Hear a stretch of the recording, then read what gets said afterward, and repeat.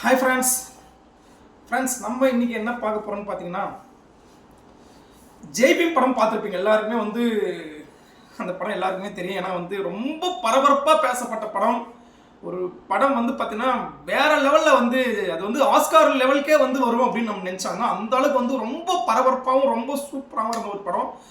Same Jai Bhim படத்தில் நடந்த lockup death பார்த்தீங்கன்னா இளைஞரை சந்தேகத்தின் பேரில் கூப்பிட்டு போய் அவர் அடின்னு அடித்து சாவடிப்பாங்க பாருங்க. சேம் அதே கான்செப்டில் இப்போ ரீசெண்டாக ஒரு 1 வீக் முன்னாடி, ஒரு வாரத்துக்கு முன்னாடி அஜித் குமார் அப்படின்ற ஒரு இளைஞருக்கு சேம் இதே மாதிரி அடித்து சாவடிச்சிருக்காங்க. ஸ்பெஷல் கோர்ட் போலீஸ், அதாவது யூனிஃபார்ம் கிடையாது, ஒரு எஃப்ஐஆர் கிடையாது, யூனிஃபார்ம் எதுவுமே இல்லை.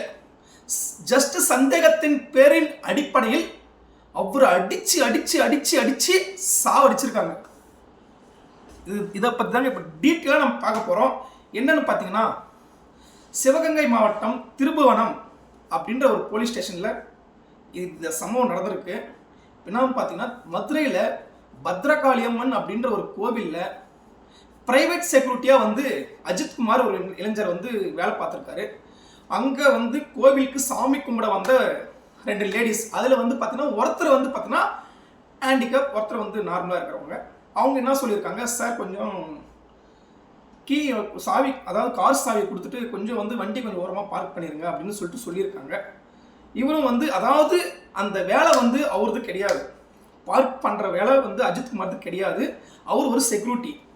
ஆனால் ஒரு ஹெல்ப் பண்ணுற ஒரு உதவி செய்யலாம் அப்படின்ற ஒரு பேரில் சரி ஓகே மேடம் அப்படின்னு சொல்லிட்டு அஜித்குமாருக்கு கார் ஓட்ட தெரியாது. அவர் கூட வேலை செய்கிற ஒருத்தரை அவர் ஃப்ரெண்டும் யாரோ ஒருத்தரை கூப்பிட்டு, சார் இந்த மாதிரி கொஞ்சம் கீழே சாவி வண்டி கார் கொஞ்சம் எடுத்து ஓரம் விட்டுருங்க அப்படின்னு சொல்லியிருக்காங்க. அவங்களும் ஓரம் விட்டு சாவி கீ இவர் கையில் கொடுத்துருக்காங்க. ப்ளஸ் இவரும் ஓகே, அவங்களும் சாமி கும்பிட்டு சாவியை இவங்க கையில் ஒப்படைச்சிடுறாங்க.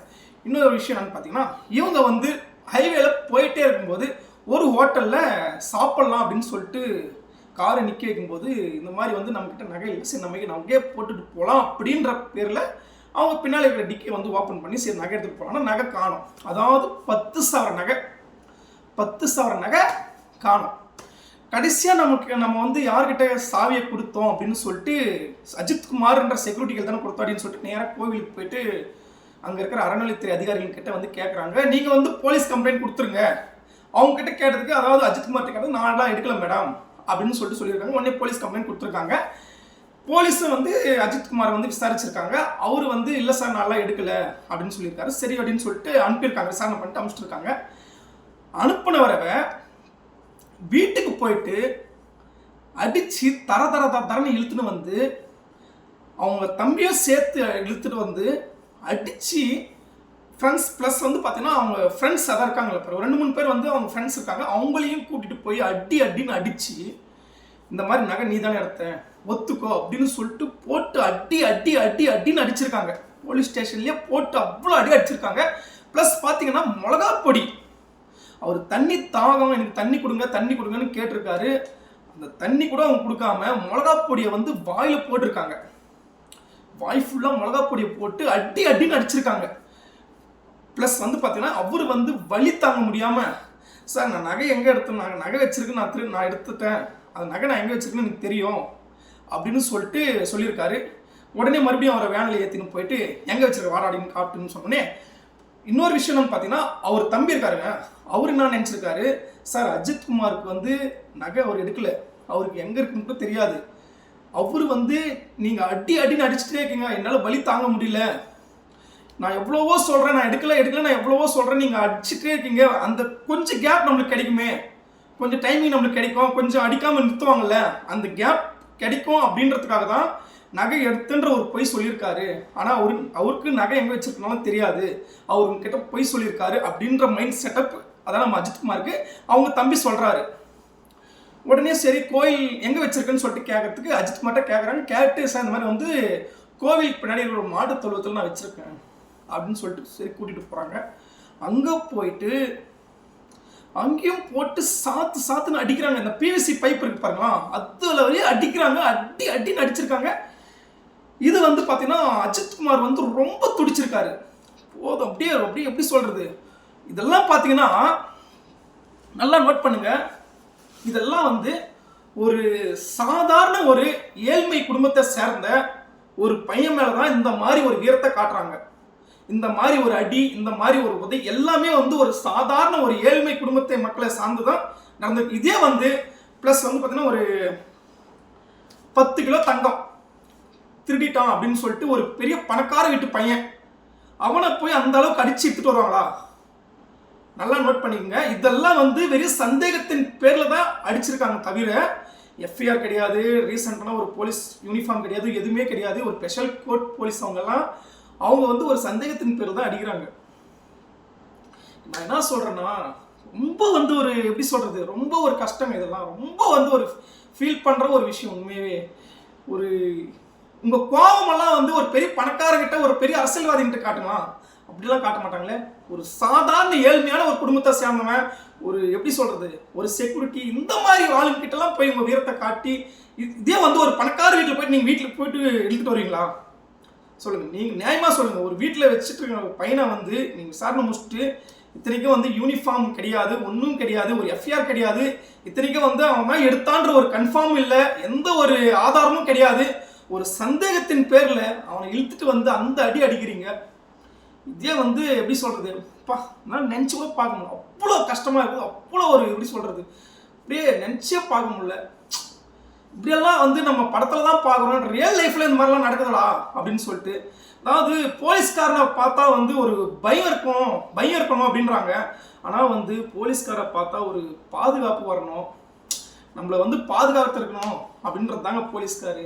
அவங்கள பார்த்தா வந்து பயமெல்லாம் வரக்கூடாது, ஒரு மரியாதை வரணும். அதாவது எப்படி சொல்றது, இவங்க வந்து ஒரு நேர்மையான ஒரு போலீஸ் ஆஃபீஸர். இதனால வந்து அதுக்காக நான் வந்து எல்லா போலீஸ்காரும் வந்து கெட்டவங்க தப்பானவங்க நான் சொல்லலைங்க. சில நேர்மையான ஆஃபீஸர்லாம் இருக்காங்க, அவங்களால இந்த மாதிரி எல்லாம் இருக்காங்க பாருங்களேன். இவங்கள மாதிரி இருக்கிற ஆளுங்க வந்து நேர்மையான இருக்கிற போலீஸ் ஆஃபீஸர்கள்லாம் வந்து ஒரு கெட்ட பேர், ஒரு அவமானம்.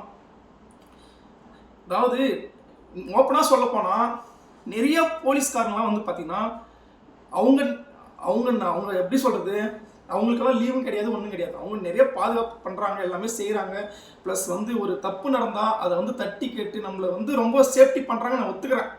ஆனால் வந்து ஒரு தப்பே செய்யாத ஒரு பையனை அடிச்சு சாவடிக்கிறீங்களே, எப்படி சொல்கிறது, அடித்து செத்துட்டாங்க. அஜித் குமார்னு ஒரு இளைஞர் இல்லை, செத்துட்டாரு. அப்படின்னும் போது எப்படி சொல்கிறது, ஒரு மாதிரி ரொம்ப ஒரு மனவேதனையாக இருக்குது, இன்னும் ரொம்ப கஷ்டமாக இருக்குது. நினச்சே பார்க்க முடியலங்க. இதெல்லாம் வந்து ஒரு சாதாரண மக்கள் மேலே நிறுத்துறீங்களே, ஒரு சாதாரண ஒரு இதே வந்து ஒரு பணக்கார ஒரு அரசியல்வாதி ஒரு பணக்கார வீட்டில் போயிட்டு அந்த மாதிரி அடிச்சு இழுத்துட்டு வருவீங்களா? இந்த மாதிரி எனக்கு வீடியோ போடுற ஒரு இதுவே இல்லைங்க. ரொம்ப ஒரு மாதிரி மன வருத்தம் ஓவராக இருக்குது. இதெல்லாம் நினச்சி பார்க்கும்போது ரொம்ப கஷ்டமாக இருக்குது. சிம்பிளாக சொல்ல போனால் சட்டம் வந்து கடுமையான ஒரு தண்டனையை கொடுக்கணும், ஓகேங்களா? ஒரு தீர்ப்பு வந்து பார்த்தீங்கன்னா இதே சேம் வந்து சாத்தான் குளத்தில் ஜெயராஜ் பெனிக்ஸ் அப்பா பையனுக்கும் இதே சேம் நடந்திருக்கு, லாக் ஆஃப் டெத் பண்ணியிருக்காங்க. இதெல்லாம் நினைக்கும் போது ரொம்ப கஷ்டமாக இருக்குதுங்க உண்மையை. எப்படி சொல்கிறது, அப்போது பணக்காரர்களுக்கெல்லாம் வந்து கிடையாதா சட்டம்? அப்போ ரொம்ப ஏழ்மை குடும்பத்தை சேர்ந்த ஏழைகளுக்கு தான் வந்து போலீஸ்காரங்க எல்லாமே வந்து இது மாதிரிலாம் பண்ணுவாங்களா அப்படின்னு வந்து மக்கள் மனதில் ரொம்ப ஆழமாக பதிய ஆரம்பிச்சிச்சு. போலீஸ்காரங்களை பார்த்தா பயப்பட ஆரம்பிச்சிட்டாங்க. போலீஸ்காரை பார்த்தா மரியாதை இருக்கணுங்க. ஒரு எப்படி சொல்கிறது, அப்படியே ஒரு நம்மளை வந்து சேஃப்டி பண்ணுறவங்க, பாதுகாப்பு பண்ணுறவங்க அப்படின்னு சொல்லிட்டு நம்ம வந்து தைரியமாக இருக்கணும். ஆனால் அவங்கள பார்த்து ரொம்ப பயப்படுறதா இருக்குது. எல்லாம் எதுவும் இல்லாமல் இப்போ வந்து அந்த அஜித் குமார்ன்றவர் வந்து சாவடிச்சுட்டு ரொம்ப எப்படி சொல்கிறது, அவ்வளோதாங்க. இதில் எப்படி யார் மேலே தப்பு சொல்கிறது என்னன்னு தெரியல. ஒரு சந்தேகத்தின் பேரில் வந்து இந்த அளவுக்கு வந்து பண்ணக்கூடாது. இது ரொம்ப ஒரு மனவேதனையை தருதுங்க உண்மையாகவே. எனக்கு அப்படியே வீடியோ போடுற ஒரு இதுவே இல்லாமல் இருக்கிறேன், அவ்வளோ கஷ்டமாக இருக்குது. ஓகே ஃப்ரெண்ட்ஸ், கண்டிப்பாக அஜித் குமாரின் சாவிற்கு நியாயம் கண்டிப்பாக கிடைக்கும். ப்ளஸ் வந்து இப்போ வந்து சிபிஐயெல்லாம் வந்து விசாரணை பண்ணிகிட்ருக்காங்க. இது வந்து பார்த்திங்கன்னா ஒரு லேட் வீடியோ தான் நான் சொல்லுவேன். இதெல்லாம் வந்து ஃபஸ்ட்டில் நடக்கும்போது ரொம்ப ஃபீல் பண்ணிட்டு நான் அதனால் வந்து என்னால் பேசக்கூட முடியலைங்க, அவ்வளோ கஷ்டமாக இருக்குது. ஒரு சாதாரண ஒரு மனிதனுக்கு இந்த மாதிரிலாம் நடக்கக்கூடாதுங்க. சட்டம் எல்லாருக்குமே சமம். ஓகே ஃப்ரெண்ட்ஸ், அடுத்தடுத்த வீடியோ வந்து கண்டிப்பாக நெக்ஸ்ட் வீடியோ அப்படி அப்படியே வரும், பார்க்கலாம். பாய்.